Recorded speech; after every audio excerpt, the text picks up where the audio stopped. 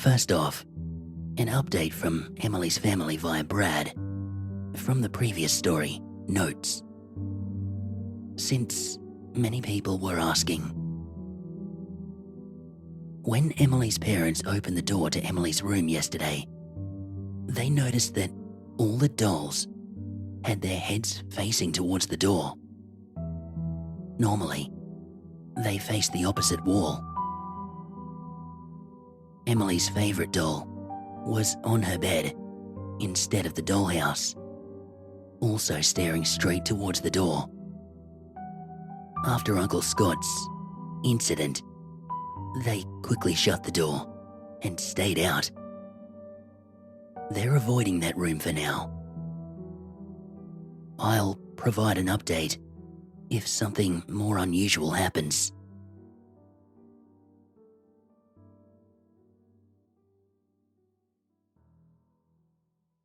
Collecting scary stories has become an obsession for me. My next victim for interrogation was Clive, not his real name, a friend of my mother's. As a former clinical psychoanalyst, he has witnessed his fair share of the strange. But his most unforgettable is the terrifying case of patient Sigma. Clive was a specialist in criminal cases, probing the minds of the most diabolical criminals to understand what creates monsters.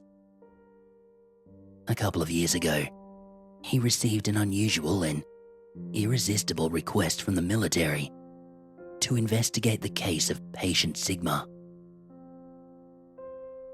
Sigma was the code name given to a particularly sensitive case which the military did not want to make public. Patient Sigma was an exemplary soldier, part of an elite special forces unit, highly trained and highly secretive. Notably, he was awarded for one particular act of heroism when he single-handedly protected 14 civilians from a raid until his squad could arrive. He was critically knocked out by a nearby mortar explosion and was clinically dead for 3 minutes before the medic successfully revived him. While he had a young family that worried about him, he was a patriotic military man with a duty to serve his country. He was keen to resume his career despite his near-death experience. After being given a clean bill of health, he reported back for duty. A few days into his training, he began to develop a chill, no matter how warm the environment. Over the weeks, he became more and more distracted until the nightmares began. At night, he would suddenly start screaming and whimpering, cowering at some unseen horrors that seemed to be haunting him. The army psychologist initially assessed it as PTSD and ordered him to be confined to his barracks for a week's rest. 5 days in, his entire platoon failed to show up after Reveille. The squad captain marched angrily to the barracks to find out why.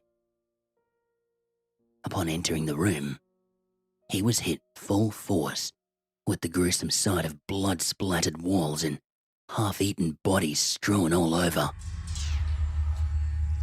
Patient Sigma stood at the center, naked, except for a coat of blood, crying in agony while gnawing on a dismembered limb. Rushing out of the room on pure instinct, the captain retched up his breakfast before summoning the military police. When 6 MPs entered the room, Sigma shook his head manically, yelling, "No choice. They forced me. They are watching." As they moved in to subdue him, he babbled over and over, "No, no, don't come near. They are here." After some stiff resistance, the MPs managed to secure him by the arms and legs to carry him out of there. One of the other MPs observed that as Sigma was being carried out, he was struggling wildly, crying out in pain. Large, animal-like bite marks appeared over his body, dripping with saliva and mixing with blood. In his condition, it was decided that it was best to isolate patient Sigma. A small, unused building on base was converted to a makeshift cell. It was constantly guarded. Strapped to a hospital bed, his movements were restricted and under camera observation 24 hours a day. Despite heavy interrogation, he was completely unresponsive. He just lay there, unmoving, staring at the corner of the room, his eyes constantly wet with tears. It was at this point that Clive was brought in to help find answers. The following excerpts are notes from his journal.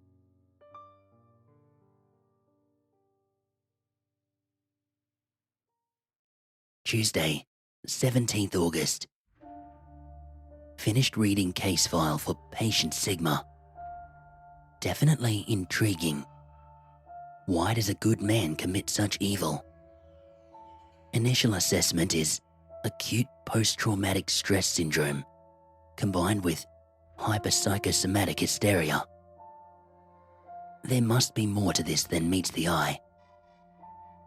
PTSS rarely involves cannibalism and spontaneous bite mark wounds. We'll meet patient Sigma tomorrow. Wednesday, 18th August. Patient Sigma was unresponsive to questioning or physical contact. Checked his pulse to ensure Sigma was still alive. Elevated heart rate detected, approx 170 BPM, and shallow breathing noted. Eyes appear alert. Pupil dilation normal. At least I can confirm we're not dealing with a zombie. Good thing, as I don't believe in zombies. Thursday, 19th August. Patient continues to be unresponsive, despite not being physically comatose. Have reviewed surveillance. Very strange. Sigma never moves. Even more strange, Sigma does not appear to sleep. Further, he appears to talk to himself when alone. Behavior particularly active during late night and early morning periods. Frustrated to find that surveillance cameras cannot pick up sound. We'll need to get that fixed. Friday, 20th August. I have added a microphone to the room during today's visit. Sigma is still unresponsive and has not eaten for the past few days. Muscle mass clearly deteriorating. Sigma continues to lie in the same position. He has not shifted once since I've arrived. Observation confirmed with security footage. Patient just stares at the same spot all day and all night. Tested a hypothesis this afternoon. Stood directly in front of Sigma's vision. Sigma immediately began screaming, loudly, frightening. Stepped away, and Sigma resumed his catatonic state. Spent 10 minutes examining corner that Sigma stares at. It's beige. Could this perhaps have a calming effect on Sigma? will require further observation. Monday, 23rd August. Spent the weekend reviewing more footage and new audio. Sound quality is poor. Not picking up any distinct words.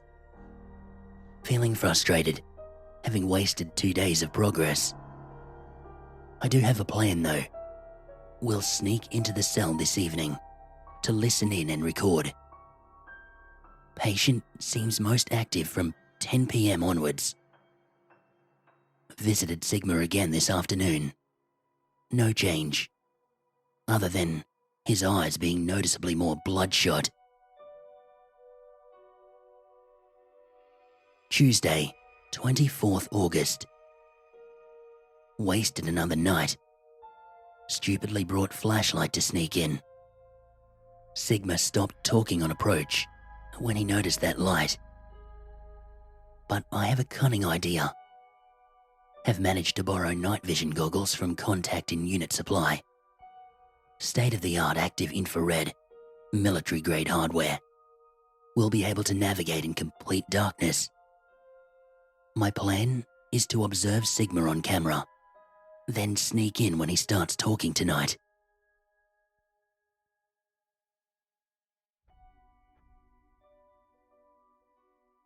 That was the last entry in Clive's journal.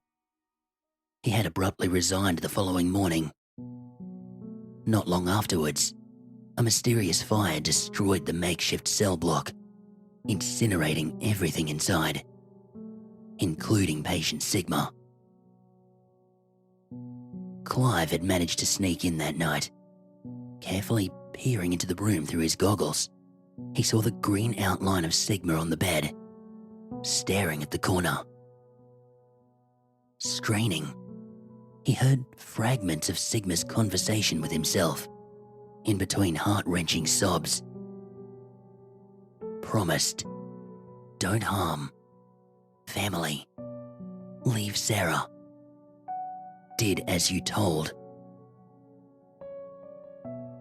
After a few moments, Clive realized that patient Sigma was not talking to himself, but to the corner of the room. Curiosity got the better of him, and he stretched his neck to look there too. Sticking out of that wall were 3 goat-like heads, liquid, dripping from their maws, talking back to patient Sigma. Clive unconsciously gasped in horror, and those 3 heads snapped their attention right at him.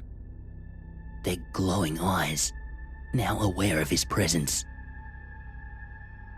Pure terror compelled Clive to forget everything, including bladder control, and to flee the building. Rushing past the door with his limited vision, he slammed into the guard on duty, tripped, and knocked himself unconscious. He was also lucky to have missed splitting his head on a sharp rock just by a few inches. Even today, Clive still doesn't know what he really witnessed in the room that night. When pressed, he reluctantly reveals this much. He suspects that there are many things waiting for us on the other side. In those fateful 3 minutes that patient Sigma was dead and finding his way back, he had inadvertently brought something back with him.